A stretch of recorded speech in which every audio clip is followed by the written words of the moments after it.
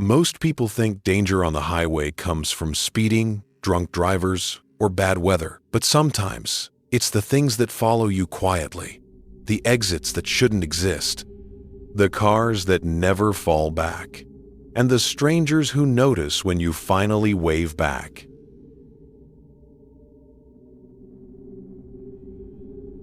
I never planned to take exit 47, mostly because it wasn't supposed to exist, and if I'd been thinking clearly that night, I would have kept driving and never known what waited beyond it. But exhaustion has a way of narrowing your world until the road ahead feels like the only thing that matters. And that night, the road was Interstate 40, cutting east through northern Arizona, just past Flagstaff. The pine trees thinning into dark shapes against a moonless sky, my headlights tunneling forward as if the rest of the world had already ended behind me. And the reason I was there at all was my father, or rather what was left of him, a voicemail from 2 days earlier asking me to come home to Winslow because he was scared, which wasn't like him. Not the man who taught me how to drive on back roads and told me fear was just your brain lying to you. And by the time I called back, he didn't answer. And by the time the sheriff did, they told me he'd wandered from his house sometime after midnight and hadn't been found.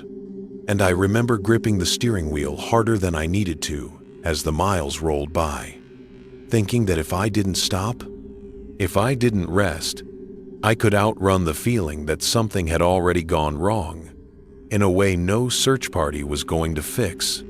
So when the sign appeared, green, reflective, perfectly ordinary reading, exit 47, local traffic only, I felt a strange, immediate relief, like the road itself had decided to give me permission to stop thinking for a while.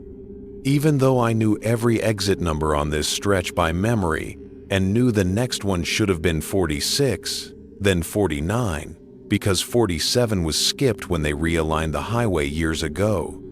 A fact I remembered clearly because my dad had complained about it once, saying it was lazy engineering, and that memory should have been enough to make me keep driving. But fatigue blurs certainty. And the sign looked solid, real, bolted into the earth. And as I slowed, I noticed something else that felt off, but not enough to scare me yet. There were no reflective mile markers nearby, no orange construction warnings, no indication this was temporary, just the exit ramp peeling away into darkness like it had always been there, and my GPS recalculated without protest. The blue line, bending obediently as if this were the most natural decision in the world. So I took it, the hum of the tires changing as the asphalt narrowed, the guardrail vanishing, the air growing colder in a way that seeped through the glass. And within seconds, the highway noise was gone, replaced by a thick, heavy silence broken only by my engine and the faint clicking sound cars make when they cool, except I was still driving, and that should have been my second warning, because the ramp didn't level out into a street or a frontage road the way it should have. It just kept going, straight and slightly downhill. No lights, no signs, no businesses, and when my headlights finally swept across something that wasn't trees, my stomach tightened, because it was a parking lot, wide and uneven, dotted with cars sitting at odd angles like they'd been abandoned in a hurry, some newer, some so old their paint had dulled to the color of dust, and I slowed to a crawl, counting them without meaning to, noticing how close together they were parked, how none of them had license plates on the back, how several had their driver's side doors slightly open, and that was when I saw the steam rising faintly from under the hood of a sedan near the center, a thin white breath curling into the cold air, which told me it hadn't been there long, that someone else had stopped here recently, and the rational part of my brain latched onto that like a life raft, telling me this was just a rest area. I didn't remember. maybe decommissioned, maybe poorly marked, and that people left cars for any number of reasons. So I parked, stepped out, and the cold hit me harder than I expected, sharp and dry, carrying a smell I couldn't place at first until I realized it reminded me of old upholstery and something faintly metallic, like rain on rust. And the silence out there wasn't the peaceful kind. It was the kind that presses against your ears until you become aware of your own breathing. And as I walked closer to the steaming car, I noticed its headlights were off, but the engine was still warm enough to tick. And that made my skin prickle, because it meant whoever had driven it here had left moments before I arrived. And yet there was no movement, no sound of footsteps, no voices calling out. And when I leaned toward the windshield, my reflection stared back at me, pale and stretched. And for a second, I thought I saw something else behind it, something seated in the driver's seat. But when I blinked, it was just the empty interior, and my own fear filling in gaps it didn't understand yet. So I told myself to get back in the car, to leave. But as I turned, I realized I couldn't see the ramp anymore. The way I'd come in, swallowed by darkness so complete it looked solid. And I stood there longer than I should have, listening, until a sound reached me that made my heart jump, a car door slamming somewhere far off, followed by the low murmur of voices, and relief washed over me so fast, it almost hurt, because people meant explanations, meant I wasn't alone in whatever this place was. And I called out, my voice sounding smaller than I liked, and after a pause that stretched just long enough to make doubt creep back in, a man answered, his voice calm, steady, asking if I was lost. And when he stepped into the edge of my headlights, I felt another, colder unease, because he looked normal in a way that felt practiced, mid-40s maybe, jeans, jacket, baseball cap, the kind of person you wouldn't remember twice.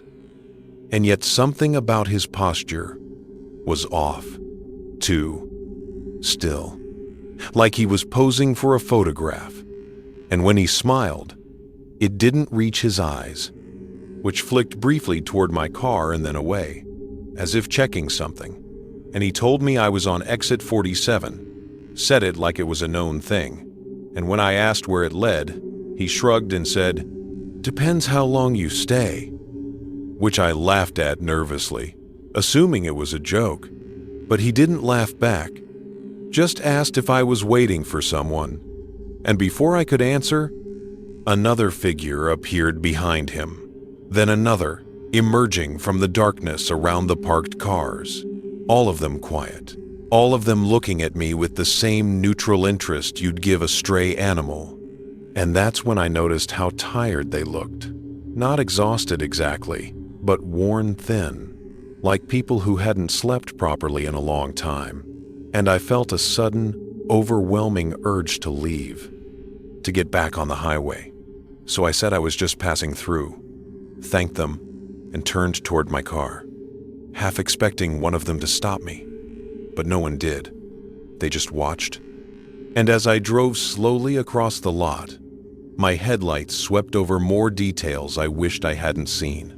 Personal items scattered near some vehicles, a child's shoe, a suitcase lying open with clothes still neatly folded, a phone on the ground with its screen dark but unbroken. And when I reached the far edge of the lot, my relief evaporated, because there was no road leading out, just a drop-off into trees and darkness. And I sat there gripping the wheel, my pulse loud in my ears, telling myself I'd just missed it. That panic was narrowing my vision, so I turned around and drove back the way I'd come, only to find the ramp still missing, replaced by more parked cars I was certain hadn't been there before, filling the space where the exit should have been. And that's when my GPS went silent, the screen freezing, the blue line dissolving into gray, and a cold understanding settled over me that this wasn't a place you navigated so much as one you arrived at, and the people there knew it, and as if summoned by that thought, the man in the baseball cap appeared beside my window, tapping lightly on the glass, asking me to step out again, telling me it would be easier if I did, and I shook my head, rolled up the window, put the car in reverse, and backed away, my tires crunching over gravel that hadn't been there a moment earlier, the figures in the lot watching without urgency, like they knew resistance was temporary. And I drove in widening circles, the scenery repeating in subtle, wrong ways, the same cars reappearing in different places, the same personal items shifting closer, until finally, in desperation, I stopped and shut off the engine, the sudden silence ringing in my ears. And that's when the memories started to surface, unbidden. My father telling me about a friend he'd lost years ago who vanished on the highway. How the official report said he'd likely gotten disoriented and wandered into the desert. But how my dad never believed that, because his friend hated the desert. And as I sat there, the man's voice came again, closer now, speaking through the dark, telling me people didn't end up here by accident. That exit 47 showed up when you were already on your way to somewhere you couldn't avoid. And that staying meant rest. Meant not having to keep driving toward whatever waited for you back on the real road.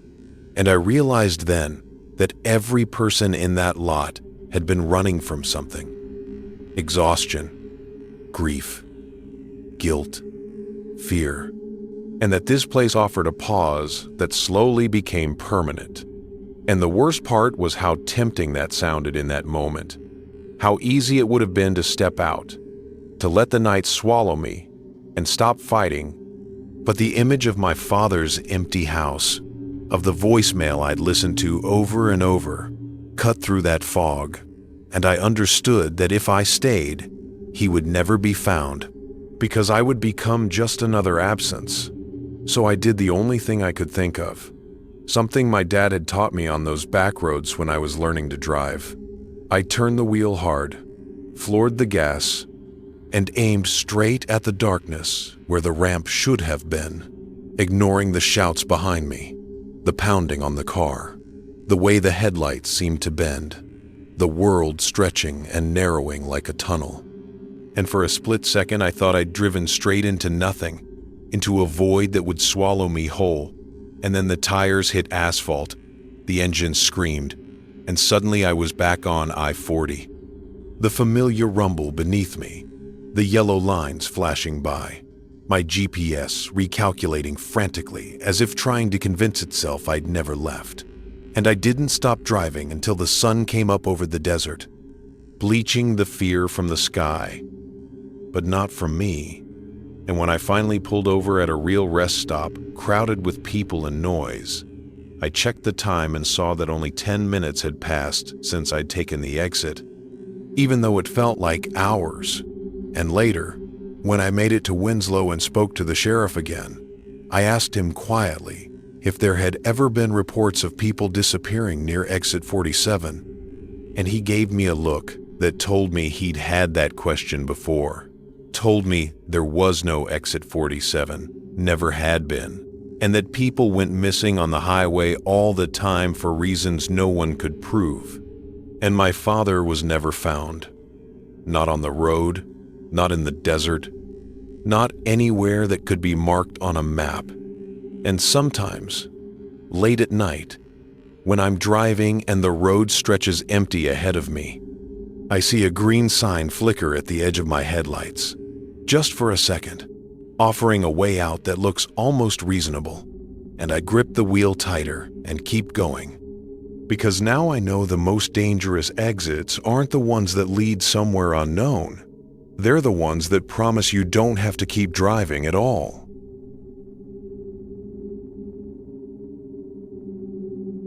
The first time I noticed the car behind me, I told myself it was nothing. Because that's what you do when you're tired and alone on a highway at night. You minimize things that don't have an immediate explanation, especially when you're already on edge. And that night, I had every reason to be.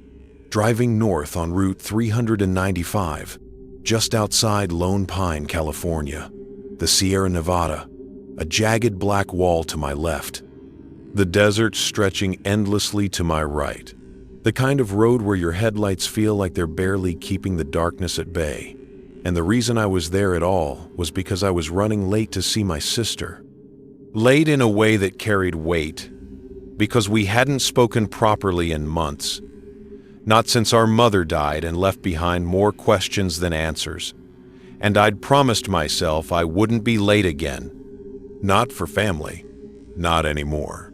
So when I checked my mirror and saw a pair of headlights sitting a little closer than was comfortable, I chalked it up to another night driver, eager to get where they were going.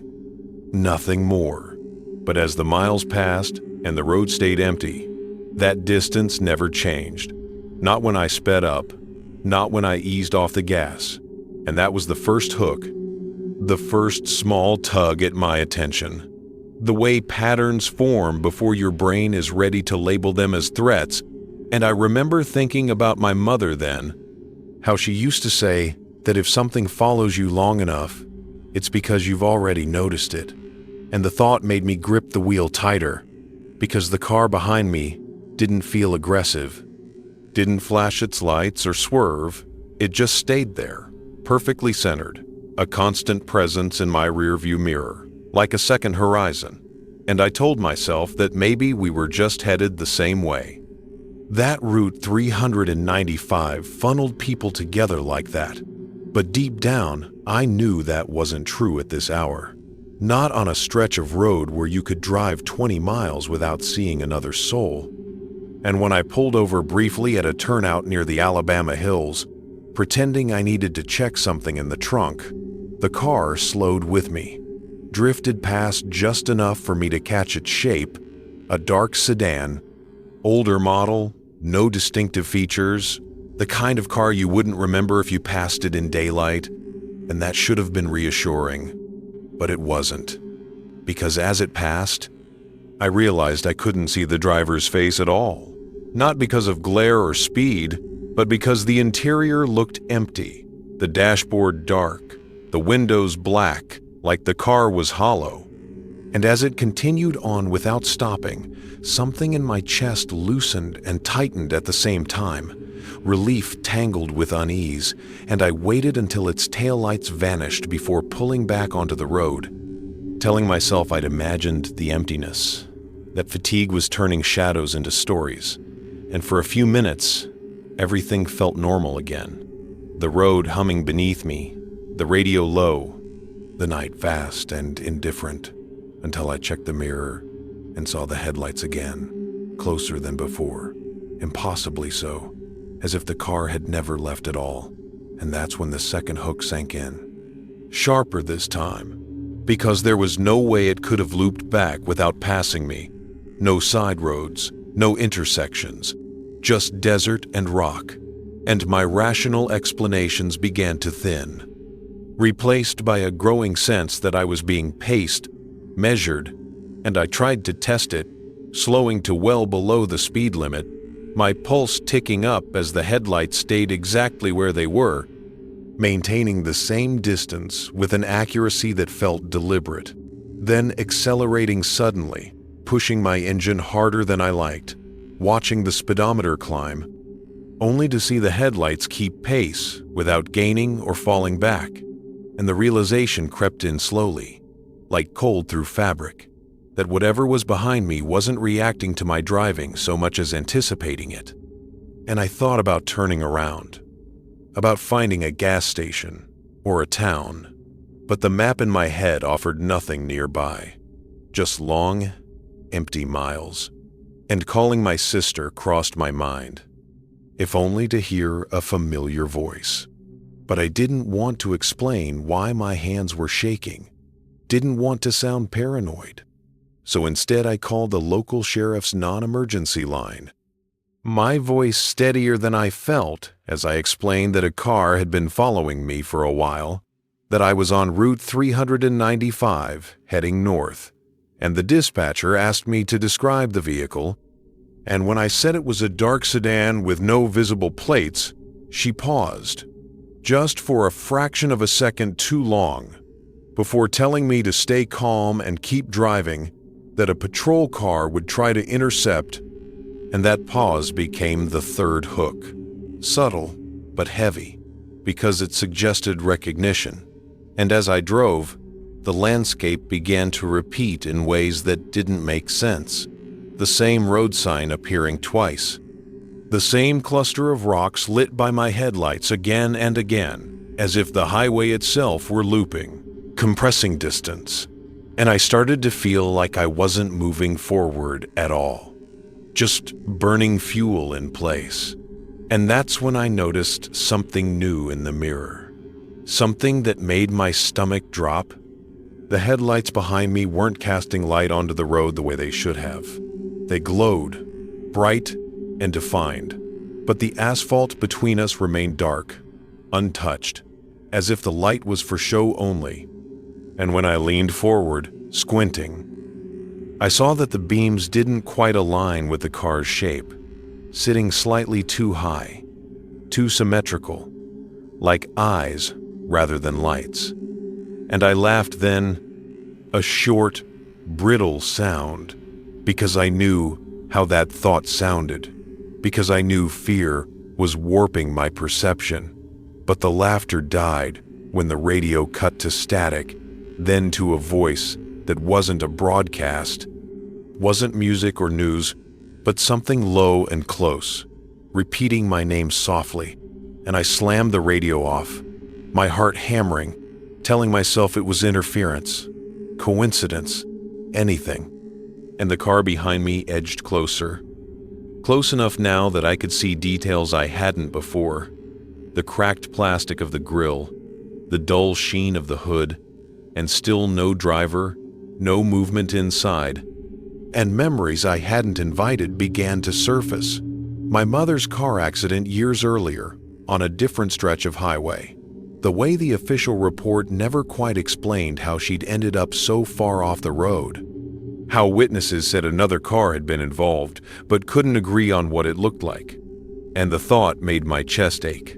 Grief mixing with fear until they were indistinguishable, and I realized with a jolt that I was crying, tears blurring my vision, and the car behind me surged forward suddenly, not to pass, but to close the gap until it was almost touching my bumper. The sense of pressure physical, like a hand between my shoulder blades. And I screamed, a raw sound swallowed by the night, and swerved slightly, just enough to test whether it would back off. But it matched me perfectly. And that's when the dispatcher's voice crackled through my phone again, telling me the patrol car couldn't find me, that my location was pinging inconsistently, jumping back and forth along the highway. And I told her I could see the mile marker for 18 up ahead, relief flaring, because markers meant fixed points, meant reality. But as I passed it, the number on the sign flickered in my peripheral vision and changed to 13, then 18 again, then disappeared entirely, and panic took over fully, then drowning out reason. And I did something reckless, something I'd promised myself I'd never do. I slammed on the brakes, hard, forcing the car behind me to react, to reveal itself. And for a split second, the headlights vanished, the pressure gone, the road empty behind me, and I sat there shaking, breath coming in, gasps, telling myself it was over, that I'd forced it to pass or turn off. But before I could even release the brake, something hit my car from behind. Not a crash, not an impact, but a heavy, sustained push, like being leaned on, and my car rolled forward despite my foot on the pedal, the engine whining uselessly, and in the mirror, I saw the sedan pressed impossibly close, its front end merging with my bumper in a way that defied physics. Metal overlapping metal without resistance. And for the first time, I saw a shape inside it. Not a driver exactly, but a suggestion of one. A dark mass, where a person should be. Its outline wrong, slumped too far forward, and as I stared, it lifted what might have been its head, and the headlights flared brighter, flooding my car with white light that erased the road, erased the desert, erased everything but the feeling of being seen completely. And in that moment, I understood with terrifying clarity that this thing wasn't trying to hurt me, not directly. It was trying to replace me, to slip into my momentum, my path, my unresolved grief, and take over where I left off. And that understanding became the final hook that saved me, because it connected back to my reason for being there, to my promise, to my sister, to my refusal to disappear the way my mother had. And, with a kind of desperate resolve, I wrenched the wheel and floored the gas at the same time, forcing my car sideways, breaking the perfect alignment, and the pressure released abruptly, the headlights behind me shattering into darkness, and I spun out, the world a blur of dust and fear. Before coming to rest, facing the wrong direction, my engine stalled, the night rushing back in. And for a long time, I sat there, unable to move, listening, waiting for the headlights to return. But they didn't.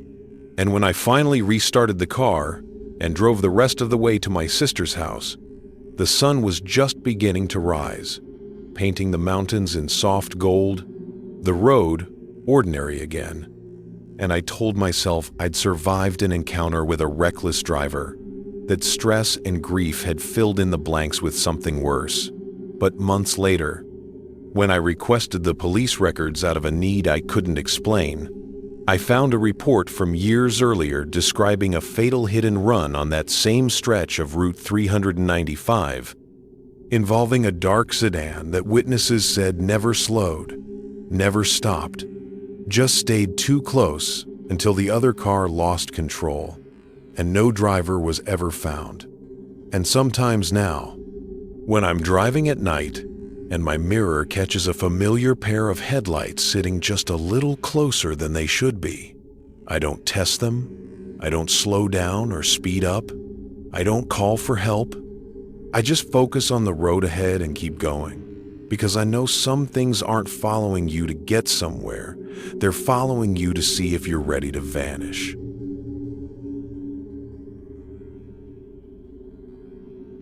I first noticed the man who waved on a stretch of Route 50 just outside Ely, Nevada, a place so empty at night that the road itself feels like it's holding its breath. And at the time, I didn't think of him as anything more than another piece of that emptiness, a human detail in a landscape that had too few of them. And the reason he stood out at all was because I was driving that route regularly then, back and forth between Ely and Fallon, trying to keep my life from collapsing after a quiet, unremarkable failure that still managed to hollow me out. A divorce finalized without drama. A job I'd taken only because it was there, and long night drives that gave me an excuse not to sit alone in an apartment that still smelled faintly like someone who no longer lived there. And on that first night, as my headlights swept over the roadside, I saw him standing just beyond the shoulder, far enough back to be safe, close enough to be deliberate. A man of average height, average build, wearing a jacket that blended into the dark, his face indistinct, his posture relaxed, and as I passed, he lifted one arm and waved slowly, not urgently, not desperately, just a calm, casual gesture. And I remember thinking it was odd but not alarming, the way you do when something doesn't quite fit but doesn't demand attention yet. And I didn't wave back because there was no reason to. And because part of me had already learned not to engage with strangers on empty roads at night. And that should have been the end of it. But 2 nights later, he was there again, in nearly the same spot, his position relative to a faded mile marker, close enough that I noticed it. And this time, I slowed slightly, without meaning to, curiosity tugging at me. Because you don't expect repetition out there. Not like that. And again, he waved. The same unhurried motion. And again, I drove on, telling myself it was just someone who lived nearby. Someone with a routine that happened to overlap with mine. But the 3rd time I saw him, something changed. Not in him, but in me. Because by then, I was looking for him, scanning the roadside as I approached that stretch of highway. And when he appeared in my headlights, right on cue, a faint chill ran through me that had nothing to do with the desert night air. And I realized I couldn't tell if he was looking at my car or at me specifically, because his face never resolved into detail, no matter how close I got, as if the darkness clung to it more tightly than it should have. And I started to notice small inconsistencies, things that hooked my attention without giving me a clear reason to be afraid, like how his clothes never changed, how his wave never varied, how he never stepped forward or back, just stood there as if pinned to that exact spot, and the road around him felt subtly wrong, quieter than the rest of the highway, the sound of my tires dulling as I passed. And I tried to rationalize it the way I rationalized everything else in my life then, by telling myself that patterns felt more meaningful than they were when you were lonely. And loneliness was something I knew well by that point, so I kept driving, kept not waving back, and for a while, that seemed to be enough, until the night I was particularly tired, emotionally, more than physically, replaying a conversation with my ex-wife in my head, the kind where nothing new is said, but everything still hurts. And when I saw the man standing there, waving as always, a sudden, sharp irritation flared in me, irrational and immediate, like being reminded of something you're trying to forget, and without really thinking about it, without deciding in any conscious way, I lifted my hand from the steering wheel and waved back. A quick, dismissive gesture meant more for myself than for him. And the instant I did, the feeling in the car changed, the air thickening, my skin prickling, as if I'd crossed some invisible line. And in my peripheral vision, I saw his arms stop mid-wave, then lower slowly to his side. And for the first time since I'd been seeing him, he moved, not stepping toward the road or away from it, but turning his body slightly, angling himself so he faced the direction I was going. And as I drove past, my headlights caught his face just long enough for me to register that he was smiling. A wide, open expression that should have looked friendly, but didn't, because it wasn't directed outward. It was directed inward, like a private reaction to something only he understood. And my heart began to race, a delayed response that kicked in once I'd already passed him. And I checked the mirror, expecting to see him receding into darkness. But the shoulder of the road behind me was empty, no sign of him at all. And I told myself that was normal, that I'd simply outdriven the reach of my headlights. But the sense of being watched didn't fade. It settled into me, heavy and persistent. And that night, for the first time in months, I dreamed of the road, of driving endlessly through darkness, while someone stood just out of sight, waiting for me to acknowledge them again. And when I woke, the feeling followed me into the day, a low-level anxiety that made ordinary things feel slightly off, like the world had shifted half an inch to the left and no one else had noticed. And I considered taking a different route that night, avoiding that stretch of Route 50 entirely. But the thought of altering my routine because of a man who waved felt like giving something power it didn't deserve. So I drove the same way, telling myself that nothing would happen if I didn't let it. And when I reached the familiar spot, he was there, but closer this time, standing nearer to the edge of the pavement than he ever had before, his wave already in motion as my headlights found him. And I felt a surge of cold fear that surprised me with its intensity. Because it wasn't just that he was closer, it was that his timing was perfect. As if he'd known exactly when to start waving, and I drove past without looking directly at him, my eyes fixed on the road ahead, my jaw clenched, and I didn't wave back again. But in the mirror, I saw him turn his head, following my car as it passed. And that was new too. A small change that carried an outsized weight, because it meant he was tracking me now, not just repeating a motion. And over the next week, those changes continued, subtle but undeniable, his position shifting incrementally closer to the road each night, his head turning sooner, his smile lingering longer. And the feeling of isolation that had once drawn me to those night drives now curdled into something sharper, something that made my chest tighten whenever I approached that part of the highway. And I started checking my mirrors more often, scanning the roadside, even on stretches where I knew he wouldn't be, half expecting him to appear somewhere else, closer to home, closer to my life. And one night, as I passed him yet again, refusing to engage, I noticed something that made my breath catch, something I should have noticed sooner: his shadow, cast by my headlights onto the ground behind him, stretched toward the road at an angle that didn't match the light source, reaching forward instead of back. And as my car moved on, that shadow seemed to pull itself upright. In quieter moments, what would have happened if I'd never waved back? If he would have remained a harmless anomaly, a roadside oddity? And that thought brought with it an uncomfortable sense of guilt, like I'd invited something into my life without understanding the cost. And the night it escalated.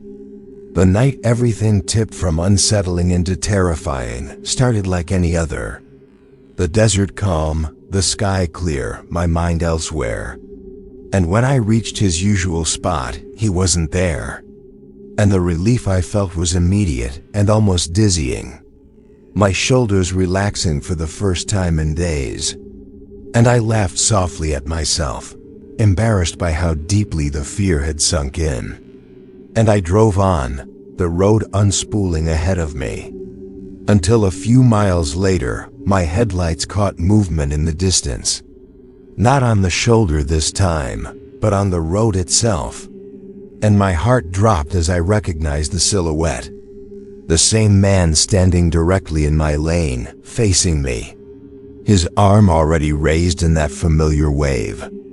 And I slammed on the brakes, tires screaming. The car skidding to a stop just short of where he stood. And in that moment, with him fully illuminated, I saw details I'd never seen before, the way his features seemed slightly misaligned, as if assembled from memory rather than flesh. His eyes too reflective, his smile fixed and bloodless. And he waved again, slower now, deliberately, waiting. And I realized with sick clarity that this was the moment he'd been moving toward all along. The culmination of those small changes, and that he wasn't going to step out of the way. Not unless I responded, and I shook my head. My hands locked on the wheel. My breath coming fast and shallow, and I refused to wave back. And for a long second, nothing happened. The world suspended in that tense stillness. And then he lowered his arm, his smile fading, replaced by something like disappointment, and he took a step closer, then another, closing the distance between us in a way that felt intimate and invasive. And panic surged, overriding thought, and I swerved, steering around him and accelerating hard. my car jolting as it passed through the space where he stood. And for an instant, I felt resistance, not a physical impact, but a sensation like pushing through thick air. And then I was past him, the road empty behind me, and I didn't stop driving until I reached the lights of Fallon, until the world felt populated and solid again. And I told myself I'd imagined the worst of it. That stress and loneliness had conspired to create something that felt real, because I needed it to mean something. But weeks later, after I'd changed routes, after I'd stopped driving at night whenever possible, I saw a local news story about a missing man, last seen walking along Route 50 near Ely. Witnesses reporting that he often stood by the road waving at passing cars. And the photo they showed was grainy and poorly lit. But the jacket was the same, and the smile, frozen in that low-resolution image, was unmistakable. And the report said authorities believed he'd been struck by a vehicle at some point, possibly years earlier. His remains never recovered, and sometimes now, when I drive at night and someone waves at me from the roadside, a harmless gesture, a human connection offered and forgotten, I feel my stomach twist, and I keep my hands firmly on the wheel, my eyes on the road ahead, because I learned the hard way that some acknowledgments don't end when you make them, they begin.